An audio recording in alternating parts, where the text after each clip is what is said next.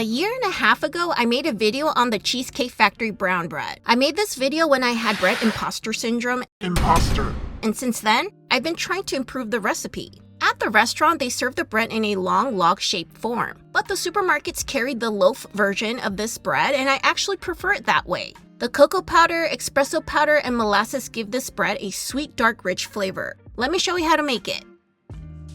In a stand mixer bowl, add 450 grams of bread flour, 50 grams of wheat flour. Give the dry ingredients a stir, then add 300 grams of water. Mix on low for 3 to 5 minutes or until you no longer see dry ingredients. Cover and let it rest for 30 minutes or up to an hour.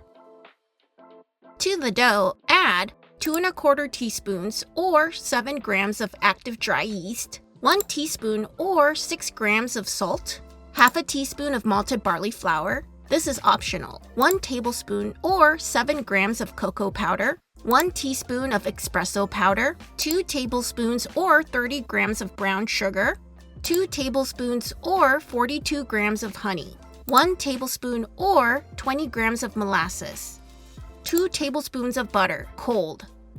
Mix on low for 3 minutes. Increase the speed to medium and let it run for 20 to 25 minutes. I know what you're thinking. The dough color isn't so appetizing right now, but it'll get better, I promise. Cover and let it rest for 1 to 1.5 hours. Take the dough out onto a lightly floured surface. Shape the dough into a ball. Cover and let it rest for 15 minutes.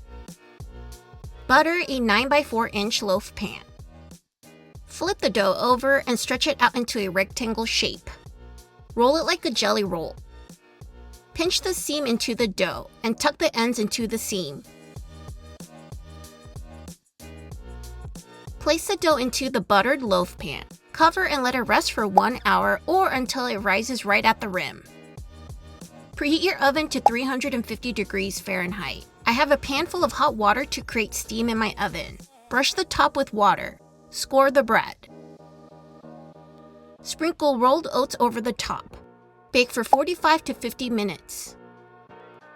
Oh my goodness, this brown bread has so much flavor and it enhances any sandwiches to the top.